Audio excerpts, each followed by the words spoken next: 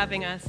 Our purpose today is to kind of try to do the impossible and sort of look around the corner and see where arts journalism is headed in a time marked by an accelerating pace of change, which is a tough thing to do, but we're gonna attempt to look at where the field is going, what we want it to look like in the future. And I wanted to kind of jump in on the deep end and talk about the subject of complexity. So many of our discussions are driven by the internet and become very reductive and black and white. You can think of any number of, arts controversies, right, from the last year that kind of qualify for this. Caroline and I were both in attendance at a recent talk by Paul Chott Smith, a Comanche art critic and also a curator at the National Museum of the American Indian.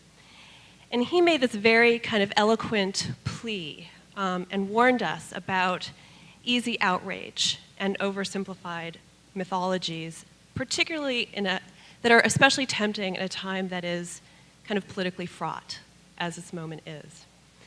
So my question to the three of you is, do you have thoughts on this issue of complexity? And how can we as journalists kind of going forward kind of keep complex issues complex? Who wants to start? Yeah. I'll start. How do we keep complex issues complex in the changing sort of media publishing landscape that we're in? I guess I can only speak from the vantage point of the station that I work on, and I think that one of the things that we have really tried to do and embed a lot of the work that we do is with context, and it actually takes time and research and engagement with the artists or the communities that you're working with in order to be able to understand context and be able to speak of it. And sometimes, that is equally balanced to whatever reportage you're doing of the work itself. And I believe that's key now because there's a lot of things out there that do lack context. I think for me, it's the issue of reporting. There's this tremendous pressure against reporting towards the simplified hot take. Yeah. Some burning issue is happening. There's a controversy at the Whitney Museum. There's a controversy at the Walker Art Center. What are your thoughts on it? Get it out, spit it out, and let's get the clicks. And so it's pushing back on that and thinking, those types of stories are the types of stories I don't like to write unless I've made a bunch of phone calls on them because I think it is so easy to feed the outrage machine and not really add anything to the debate. And also, as a journalist, just write things that are disposable. Like, really, how many of these stories are we going to be reading 6 months from now, a year from now, 10 years from now? How useful will they be? How fact-based will they be? And they can make for easy clicks, but then they can also perpetuate ideas that are false or maybe not quite false, but not quite correct either. But it can be so easy. I think it can be this it is this real challenge, I think, as a journalist today to try to get a story across that is nuanced and complex and that has a point of view, but that also is not reductive and trading in stereotype. And there is this thing that happens too, like when you think about the midst of a controversy, right? Like a lot of these things will come up because people who might not otherwise have a voice are out on Twitter, like raising the issue, right? Exactly. And so as a journalist, your natural tendency is you want to be accountable to your audience, you want to engage these people, and yet, maybe that's not the right place, and you need to sort of step away and... I think that one interesting thing that has happened here in LA in the last, year and a half has been all the Boyle Heights arts gentrification conversation, which I don't know how many people here are familiar with, but that became one of those real hot button issues that everybody was tweeting about and everybody was talking about and everybody was writing about because they felt they needed to do it. It's almost, the same way that, we respond to Trump and he's tweeting, craziness. Everybody thinks that you need to respond to that. Yeah. The same thing is happening sometimes when those controversies start to happen, and very seldom you sort of put the pause button and say, okay, what is creating this, and how can we speak about it in a more sensible way that can create context, understanding, a different type of dialogue. What are the forces that are making people feel they have to respond, though? You know, like when you ask the question, the answer seems to bring up all these problems with online reporting right now. Is that there's a pressure for an immediate response, and there's a pressure for a position and a clear position that can get like shared or just like recycled, that somebody doesn't have to necessarily read beyond the first paragraph or something. You know, like the medium maybe doesn't like embrace complexity because of this. If you're reading on your phone, or if you're reading even like flicking through a website in the morning, then you don't have time for like a complex weighing of the argument. But I guess what I'm more concerned about is the feeling that we as journalists, reporters, critics would feel that we have to have a position. That, more and more I feel overwhelmed by the complexity of the world and reluctant to go on record saying, this is my take on this. The more I learn about something. Or God forbid, change your mind too, right? Yeah. That's the other thing we're sort of it's not hard, allowed to do. Though. It's hard to change your mind when, like the work you put out there doesn't disappear. Right. Yeah, my terror is always the one sentence quoted out of a 2,000-word piece and shared relentlessly on Twitter to flame you. Yeah. And so thinking about every word in every sentence in every context and what that would mean. Yeah. Because it is so easy now to just silo an idea. If you think about I don't know how many of you followed what happened with, this is not art related, but Dove Soap did this ad in which different women were changing, and as they changed, the women became different colors, and somebody grabbed a sequence in which a black woman changed to a white woman, but then didn't show the full context of the ad, so it implied that the ad was showing a black woman becoming white as a good thing, which is not what the ad was about at all, but all anybody saw shared on social media was that one little clip completely divorced of context. So we now live in this time in which, your 2,000-word idea can exist and it gets reduced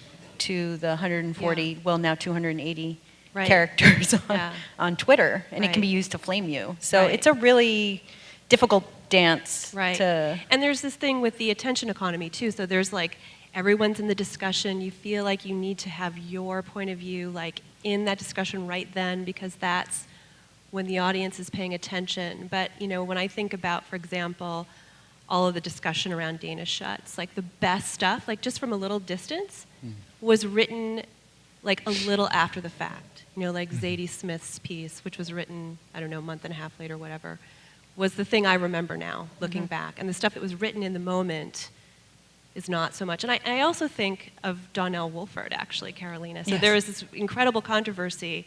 I don't know if you all, maybe you can recount this, but it was, people were just spilling boatloads of blogging and ink, and there was so much discussion about this controversy in the Whitney Biennial before the last one. But no one did any of the reporting until Carolina wrote this piece. It was a controversy about a white artist had created a fictional black female character, and it was the fictional black female character that was listed as being an artist in the show. And so for a lot of people, it felt like a very controversial decision on behalf of the Whitney, that the Whitney, which had typically underrepresented artists of color, was giving, a slot to what was really a white artist. Yeah. That was using a black female identity to kind of tell the story. And there was a group that withdrew from the museum in protest. There was a lot of writing that was done on it, but nobody had interviewed the two black actors who portrayed these women at the performances. That all of this ink was spilled and nobody had bothered to speak. Because I was curious, okay, well, why would these black actors be interested, these African American actors be interested in doing this role if it is Yeah. so terrible. And I managed to track one of them down, and I got her to talk to me, and it ended up being a very different piece than what I thought it was. But it was this system that was kind of outrage feeding outrage, and then nobody had really bothered to pick up the phone. Right. In that example, what motivated you to get into the story? Did you feel like there was something that had not been explored, or that the dominant narrative was misguided or something, or were you just like, maybe I can add a layer? Yeah. I mean, I was irritated about it when I first heard about the piece, because the Whitney has some issues in terms of representation of artists of color. So I had heard about it then, but then what really motivated me is I kept reading all of these takes about the controversy, and none of them included the voice of the women who were portraying this figure. And both of them were women with like incredible theater resumes. They were not to kind of belittle their role and assume that they had subsumed their own identity to the white artist was, I think, a vast oversimplification. That there was this sort of idea in the press that this white artist was using these black women to his own end, and I think that underestimated their own role in it, their own intentions for wanting to do the piece, and I just wanted to hear from them. I was like, I've heard from everybody. I've heard from the museum, I've heard from the curator, I've heard from the white artist, I've heard from a million people who have nothing to do with this darn thing, but I haven't heard from the women themselves, and that was really what motivated me to write that piece. I kind of feel like it was like basic reporting. Yeah. You know what I mean? And it's like and sometimes there are a lot of arts journalists who don't have like reporting backgrounds actually. And this is one of those moments where, I think a lot of journalists are used to thinking of their job as thinking, and writing is about completing your own thinking. And in this case, like reporting was really important. Mm-hmm. Like you needed that. And it hadn't been done by anybody else. It's sort of amazing, but I think that's a good example of just like, you got to step back and like look at this and decide kind of what's needed. Yeah. Did you have a thought? I can tell. I was going to say it's worth. We haven't really said that the work we all do is very different, and Yes. these terms that we're using, we don't all self-apply. Like Right. being a journalist, I pretty much only write on my tax return, Yeah. and a reporter never. But Yeah. I bet you do with Yeah. pride, and that's your background, and that's what makes your writing really great. And I call myself a critic, and this idea of like thinking through writing is pretty dear to me. And Yeah. I don't feel that I have to necessarily that I don't owe the reader anything, in the way that perhaps a journalist does. That's in interesting. a different Well, way. I mean, I think Caroline is sort of a critic too. They don't give her that title officially, but or the pay to go with it. what was that? And the pay to go with it, right? I mean, I'm an art critic as well for a newspaper, which I guess is different. And I know there's like this old-fashioned kind of rule that you go in, you contend with the work of art, you don't call the artist, you don't call the curator, like that sort of, there's that model. And I wonder if in this case you can actually write an informed piece without doing reporting. So that's another whole question, really, is the kind of work we're seeing today, I think sometimes does demand actual, reporting. Yeah. And I would argue that critics do reporting. It's just maybe different. Maybe you're not interviewing people on the street, but you're researching, you're reading archives, you're reading historical criticism, you're making connections. Like there is still a whole level of research and reporting that goes into it. It's just not necessarily calling up the artist and say, hey, tell me about your process. What I find it interesting that you said, you're thinking of sort of bringing all the pieces together. You're thinking of yourself. What is my opinion about these? Right. And That's not necessarily what you're doing. You're trying, No, not in a story like that. No. Right. You're trying to connect the missing links within a story. Yeah. But you had a point of Right. view in that story. Yeah. What? I mean, I did have a point of view in that story, but it was definitely a reported For sure. And journalistic Analysis. piece. Yeah. Yeah. but almost like your position came out of your curiosity about this story. And my position ultimately came out from the conversations I had as a result of the Right. reporting. I did. What I find really interesting now is, I mean, I guess we all call ourselves critics. You don't. Well, okay, Carolina, but like reporting, the kind of reporting that you do actually is way more critical than most like critical writing, like than most exhibition reviews or something. And I feel like that's a sort of shift, epochal shift, that right now the really critical things that I read tend to be what I'd class as journalism rather than, art magazine fare, which is my bread and butter. It's an observation, and without judgment, well, some judgment, I'm, kind of daunted by how that power, as critical power, has shifted towards arts journalism, because it's no longer my, comfort zone or where I come from. But it's super interesting, and I wonder whether that is a factor of technology or a sort of socio-political change that's happened in the art world. I don't know. I don't have a good answer. Yeah, I mean, it's interesting because when you look at what is going on, there's a lot of peer-to-peer review, basically. You should go and see it's social media. That's what it does, right? Everybody is their own critic of an event, so the role that you play in actually, well, let's take a step back. This is part of a larger universe.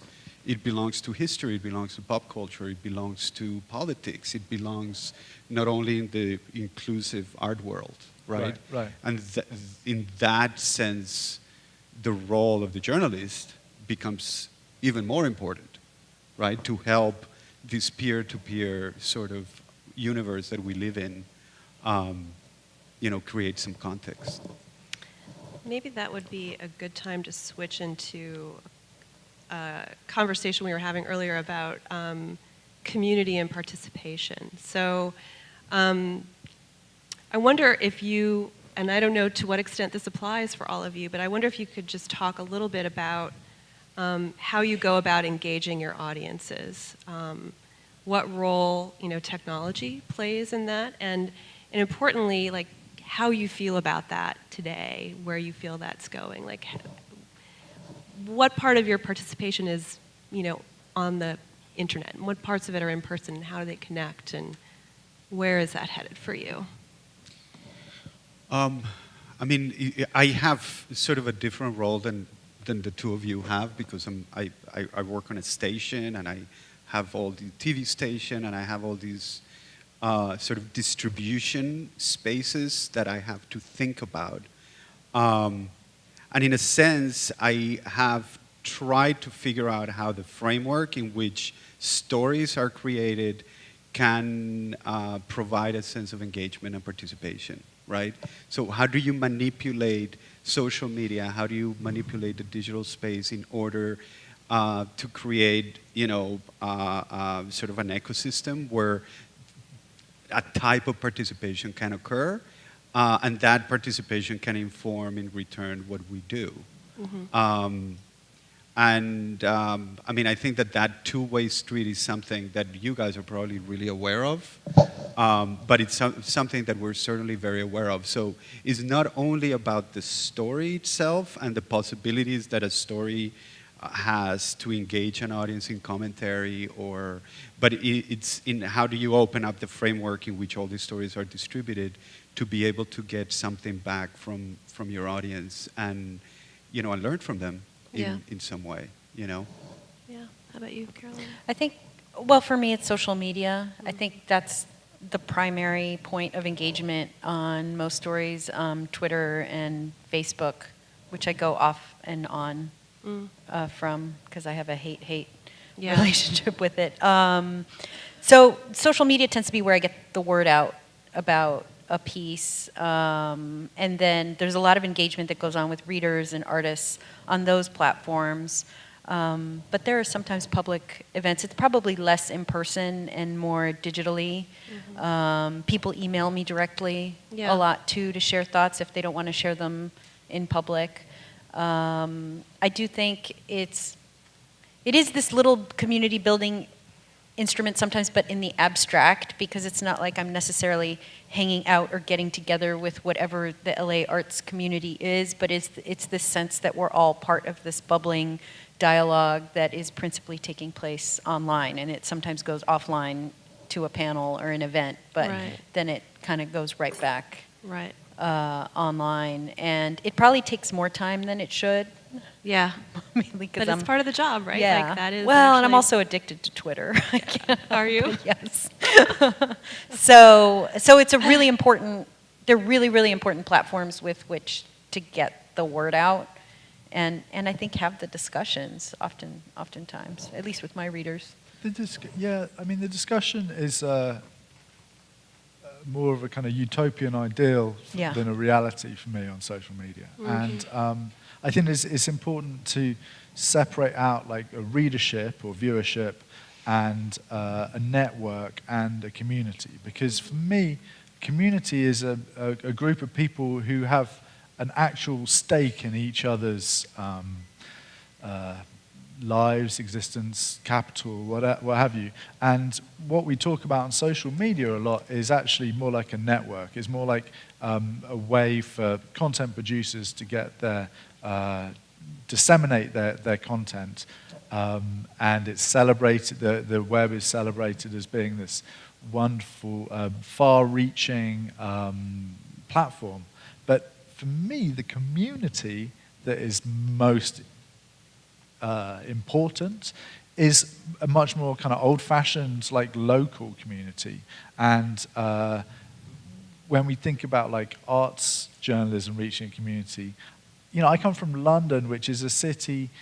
When I go back there now, I'm really struck by how the city shares in its culture. When you're on the tube, the posters are principally for art stuff. There's a lot of advertising for products, but theatre and books and exhibitions, things that maybe not everyone sees, but everyone's aware of. And so we're kind of bound by everyone, you can talk to your neighbour about the Hockney exhibition at the Tate or something, in a way that I feel lacks a little bit in LA, and publications like The Times and LA Weekly are so important to me because everyone picks up LA Weekly in coffee shops and everyone knows what exhibition is being written about that week. And I think the kind of newspaper of record or the journal of record, website of record, whatever, is really important in these kind of local communities. Yeah.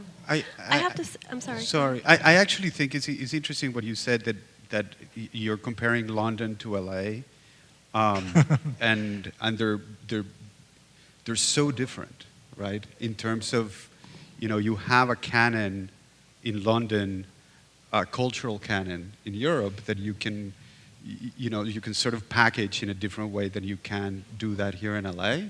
Right. So, LA is much more fractured. LA has, vast amounts of subcultures here, which I think it's the same in London.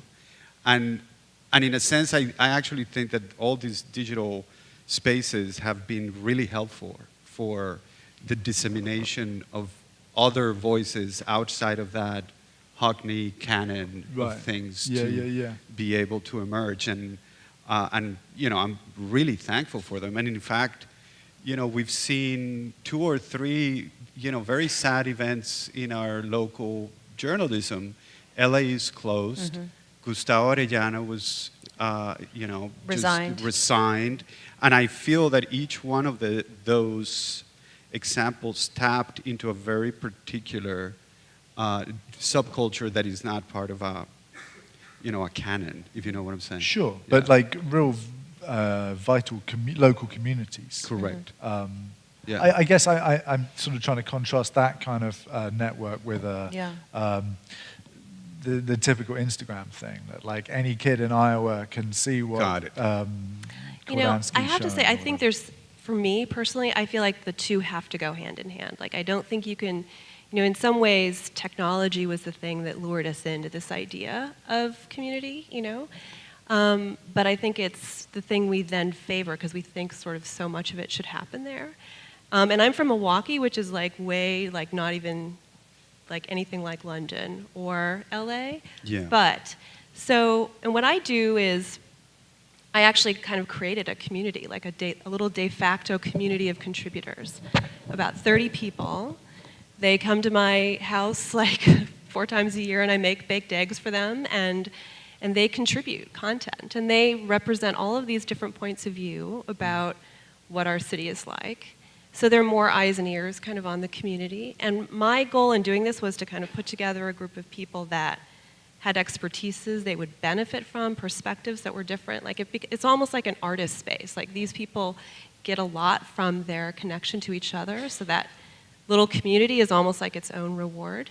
And my goal in doing this was if I can get these people to have enough of an interesting conversation with each other, that unto itself will build a larger community. And it's really hard, and it doesn't always work. But I think, and then you go out onto the internet with these people. And sometimes we will literally, the 30 of us, like fan out like field reporters and work on something together, you know? And then you put the work on the internet, and because we're talking to each other, it actually creates meaningful discussion. So I think that kind of the ability to kind of build something offline and then utilize it online is really valuable. There's a series that we have called R-Bound, which some of you guys are familiar with. And at the beginning of the series, maybe 5-6 years ago, we had a network of writers across 11 counties in Southern California. And it probably amounted to 120 of them that would contribute digital articles on what was going on in that particular area, from Tijuana all the way to Santa Barbara, San Luis Obispo. And these articles, depending on the readership, some of them would be turned into video stories. Right. The mechanics were we would look at the analytics of one article, and if it was read enough, very well read, we would pair it against an editor's choice, and people would vote, and we would turn whichever was the most popular into a video. There were 2 instances that I can speak about this community sort of coming to terms with itself and sort of helping each other. There were 2 articles. One of them dealt with an Iranian American, and I was telling you guys this a little while ago, and the other one was an artist from Joshua Tree, that, landscape artist from Joshua Tree. And they were paired hand in hand, and the communities came together to vote for these articles so that they would be turned into a documentary. And both of them galvanized their people, right? And they were completely different worlds. It was an Iranian American community, and there was a community of artists in Joshua Tree. And at the end of the day, the system got hacked, and one of them won over the other. And the Joshua Tree community got really pissed off that, they were stolen. Their artist was not given the opportunity to get into this thing. But I thought that just how it galvanized it was really great. Yeah. And there the possibilities of doing that with the digital space and with the communities that you can create around particular stories. So you're not making a community in that instance, though. You're galvanizing a pre-existing community that actually is the kind of traditional form of community, people who live close to each other, maybe send their kids to the same school, or shop at the same places. So those kind of stakes are already there in that situation. For sure, and I think that ultimately that's one of the things that you end up doing is just elevating certain things, right? I don't know if it was the case with the Iranian American community, because there was sort of a global exchange in the voting mechanism, but yeah, I mean. So I got to tell you, somebody's whispering in my ear that we are like literally almost out of time, and we've got so many more questions to go through, which we're not going to get to. But I hope I have time for one more question. Is that okay? Okay, and then we'll get to the audience. One more question for you guys. So this is like the impossible question, but I have to ask this question. So when you think about forms of art criticism that you see happening today that really kind of are suited to this digital time, that are really taking advantage of kind of what it means to be in an evolving digital space, that might point towards what will be meaningful down the line? What comes to mind for you? Forms of digital. I saw HyperAllergic a few years back did a review of a show as a digital comic book. With a combination of photography and text, all set up as a comic book that you kind of scrolled through online. And I thought it was this, first of all, this very funny combination of word and image that kind of, I don't know if it was so much a review as it was just kind of telling the story of this one event. Yeah. But an innovative way to tell the story without the usual a combination of picture and text that wasn't the usual combination of picture and text, that worked really well with the sort of scrolling nature, that you could just kind of scroll through this story online and see something in a new way, tell the story in a new way. Yeah. Yeah, I mean, Triple Canopy do amazingly inventive things with their stories as well. I don't know if I see that as the future in any more than I see like, a pop-up book being the future of publishing or something. It's like it's something you can do, but maybe I don't expect it to dominate. I think what will dominate is that the cultural conversation will atomize, and that you will find people speaking in a more and more sort of, let's say, personally or regionally inflected voice, a less neutral tone to a more specific audience. So people begin writing reviews for themselves and for their peers, and for their, even maybe it starts on a kind of city level, that that like somebody starts. I mean, there's plenty of LA critical websites, but we just think we're writing for our community, and then I think that may just become more and more granular, and I'm ambivalent about that. That's an interesting or way at to least maybe even worried. I think what really drives me as a writer is having both that kind of granular audience and also a really far-reaching international audience. So whenever most of the publications I write for are published elsewhere, and I feel like I'm telling people in Europe or on the East Coast about what's happening here, with the knowledge that this local audience, the people that I bump into in the supermarket queue, for instance, are gonna like call me out if I misrepresent what is happening on the ground. And I think it's really important to have both, and I wouldn't like it to go too far. That's not a very optimistic answer, is it? I don't want it to become too far. Yeah, I mean, I share some of your thoughts in that regard, that there's a splintering of audiences, there's a splintering of niche, interests, and that is creating a completely different ecosystem, right?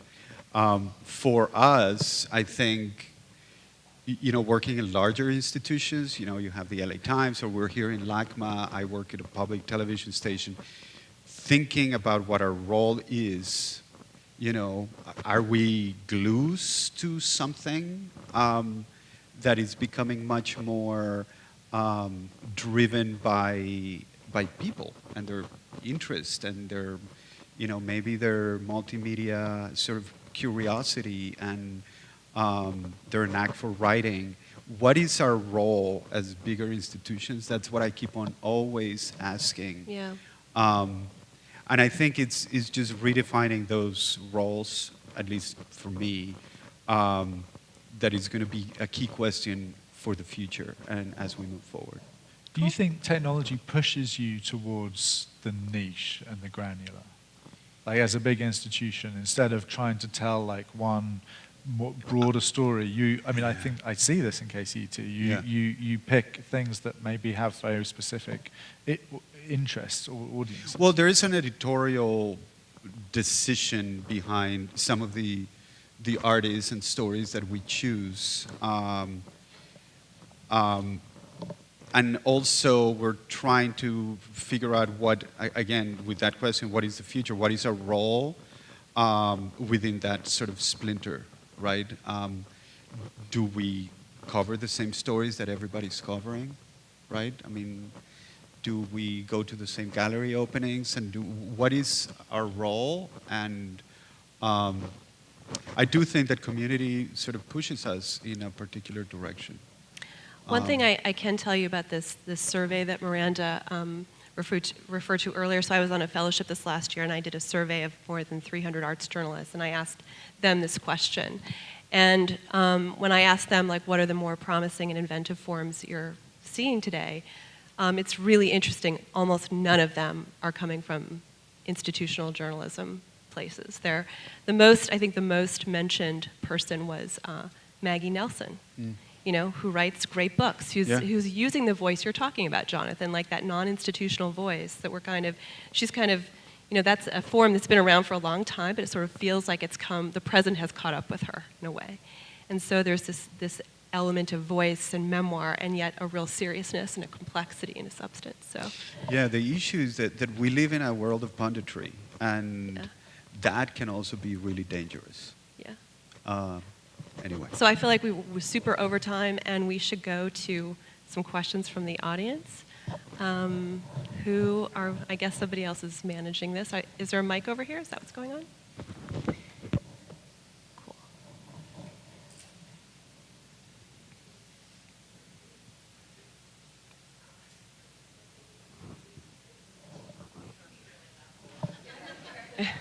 We'll just repeat the question.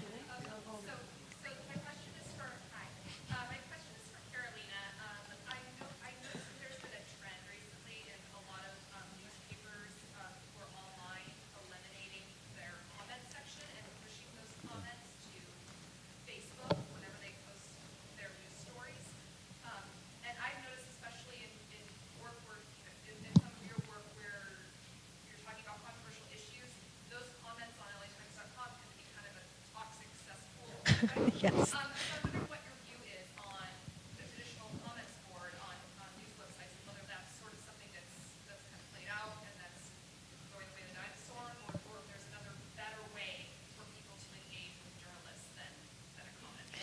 Yeah, I think the comments boards sort of across media, like LA Times, New York Times, YouTube. If you've ever read the comment section of YouTube, that's like a terrifying social experience of like, we should just all deserve to die when you read something like that. I know that the New York Times has been going towards a model where they only allow comments on certain stories for certain windows of time, and they moderate them. And that after a certain window of time, those comments are shut down and there's no more comments. And I think that's an experiment that a lot of people are looking at, because trying to moderate comments on every story that goes up online, I mean, we would need an army of moderators to do that, and it boils down to a manpower issue. I mean, it used to be that at a newspaper, the way readers would engage with you is that they would write a letter. They would send you an email, or they would write a letter, and we would take the best ones or the most interesting ones or the most well-argued ones and publish them in the paper. And now anybody can just log on and go, "You're such an idiot," you know. And so it has kind of lowered the way in which people interact. And so I think newspapers are looking for ways like, okay, how can we raise the bar a little bit? Like, you know, we don't just publish anything that comes to the paper, and that's kind of what the comment section is anybody can go in and publish their comments. So the LA Times has started pushing a lot of comments. You have to click through to see the comments. I think on certain stories where the comments start getting really toxic, they will shut them down.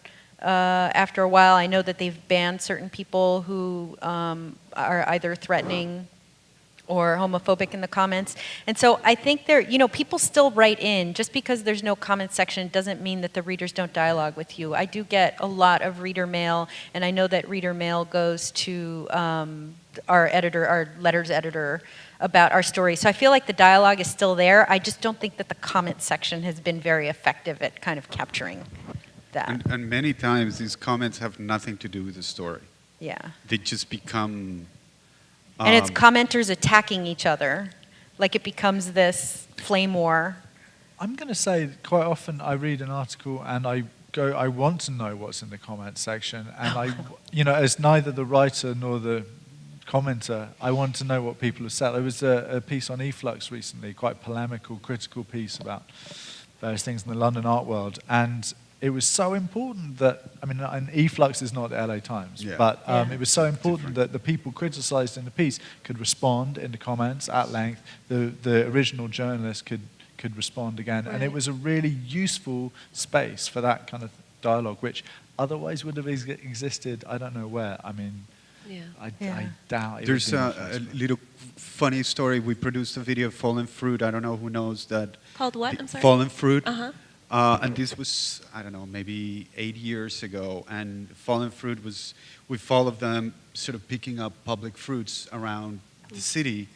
And we made like an 8-minute video. We published it on YouTube without me knowing. 2 weeks later, YouTube put it on their homepage. And it went absolutely crazy. And probably in 2 days, it had over, 5,000 comments. Yeah. So the guys at Fallen Fruit did an exhibition at the Yerba Buena Center, and they just projected the comments of the video because they were they were radical.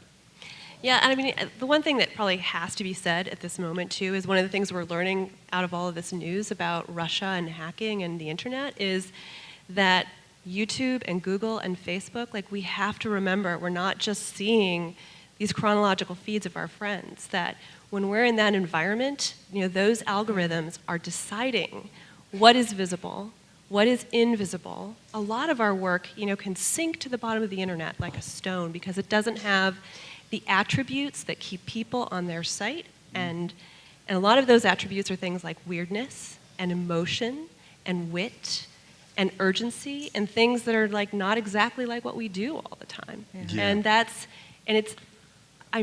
is my personal feeling, but I think it can be kind of abusive. There's evidence, there's scholarship around this idea that these sites make people more politically extreme, that it's harmful for us. And we have at some point, the media and these platforms have got to get together and figure this out. And these are for-profit, commercially driven. Yeah. I can get some of our videos or articles to be seen if I pay for it. Yeah. And so that's ultimately what is driving a lot of these spaces. Yeah. Anyway. I would say most of my audience finds me through Facebook. They don't go to my newspaper's website. Some people think I write for Facebook, So we've become really dependent on these platforms, and they really are running the show. Do we have another question, I guess? Yeah, I had another question. Great, this is working.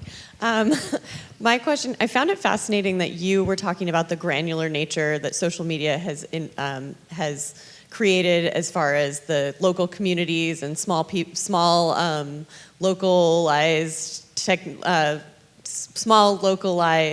storytelling and things like that you were talking about. But I was interested in hearing if you have any perspective on the ability to reach a global audience for your newspapers and your magazines to reach a wider audience on social media and through the digital age.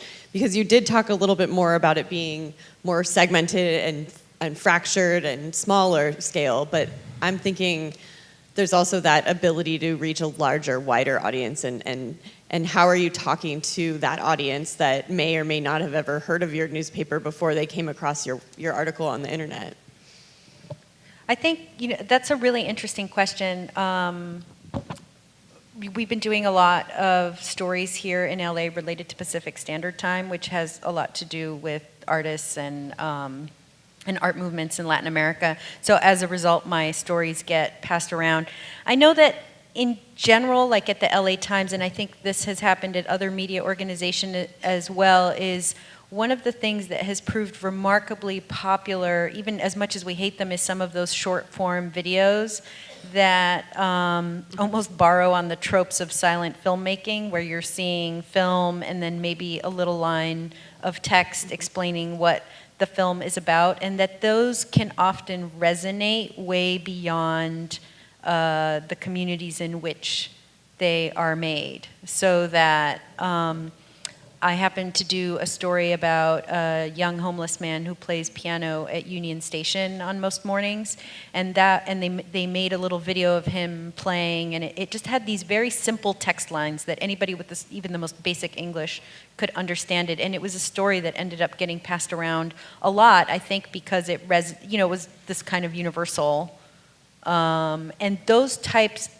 rather than somebody going through and reading my 1,500 word profile of him, they will watch the 1 minute video. And those tend to translate widely. And certainly anything image-based, it's really interesting. My husband works for a car magazine, and here in the United States is Automobile Magazine, and they do a lot of these image galleries that get insane traffic in places like India and China.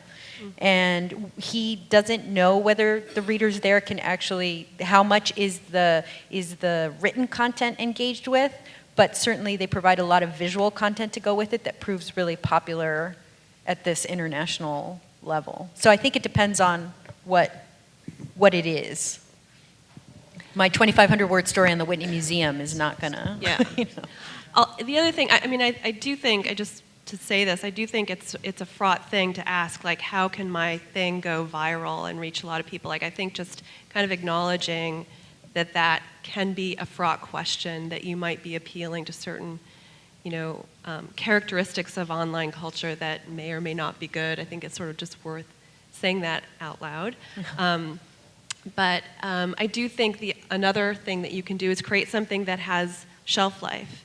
And sometimes there are pieces that, because they are not about a story or an exhibition that's opening and closing, but about something deeper and broader, it'll have audience over time. So, Artbound, for example, is a really good example of something that you can go back to that over and over again. It's a document, and it will have an audience probably over a period of time. So what we call evergreens in the field is another strategy. Yeah, and I would say that one of the things just on the local part of it, that, recognizing in LA we are a multi-ethnic sort of polyglot type of place, and a lot of the stories that we do are, reflective of that. And some of our stories just go crazy we have videos about Muslim fashion designers that find an audience completely outside of LA and of the United States. So I think it's also understanding that we are connected to a global, world, because we are who we are here in LA. Yeah. And, and tapping into that, I think opens the door for a little bit of a wider global audience. That's a really good point. I think we have time for one more question, I understand, so. Here, okay. Hi. Pamela Alkenclass, I'm here with News Digital. In grappling with the subject here, communicating the museum towards audience development, audience retention, developing content towards outreach and dissemination of content, the word entertain has come up several times in several of the workshops and several of the keynote speakers. And it comes to me, coming from the art world and being engaged in art journalism, not personally, but through my family, I wonder how much your journalism, your criticism has had to move towards, perhaps, to entertain, especially with the influence and overwhelming interest in social media, and how social media then, how many hits do I get? How many tweets how many people follow me? And have you found that the critical discourse in your writing has shifted in order to entertain or draw an audience? Can I go? For me, it's absolutely disastrous to try and start chasing hits and shares and Google Analytics. You can drive yourself crazy, and I think it speaks to all the very worst tendencies in contemporary arts journalism. But I have always thought that humor is an underused tool in critical writing, and And it's not about entertainment either. For me, humor's extremely critical tool and very creative and can achieve things that would be otherwise out of reach. But also a kind of humanity and personal address in critical writing, I think, is really important. And I'd never choose to use the word entertaining, but pleasurable to read is something that I find important. You know, I think there's a nuance there. And I think that in order for arts criticism to have a life over the next decades, it has to be text that people want to read and not simply sort of factual reportage. I mean, I have a long-running crusade on that point against art speak. I think that you can be smart and incisive and interesting without ever getting into all of the word salad that we generally hear art associated with. And I think it's not about entertaining, it's about communicating. And that so often when, especially if I go into public institutions like a museum, a big public museum, and I read some wall text that is some kind of postdoctorate CalArts insanity that means nothing. It's like a lot of sound and fury signifying nothing.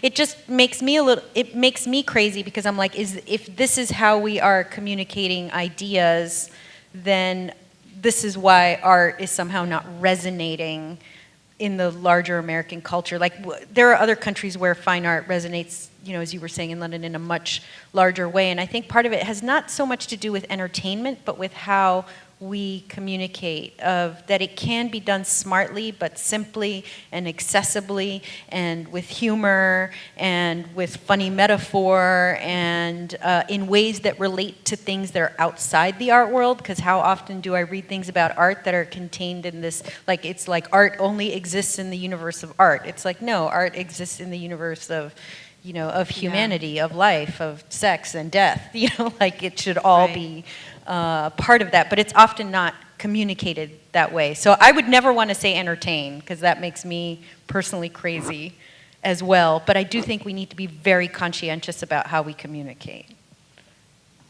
Well, thank you. I think on that note, you really do keep us entertained, definitely, Carolina, so thank you. I urge you all to actually keep these guys in jobs by retweeting, except Jonathan, their stories and keeping them alive, and also collaborating with them on various ventures within your institutions, such as the KCETLink is a really great example of that. And wanted to thank you all for joining us here today. I know, Juan, you have to dash off, but the rest of you will stick around during the coffee break, which is now outside, and you can ask further questions of them. So thank you very much for coming today. Thank you.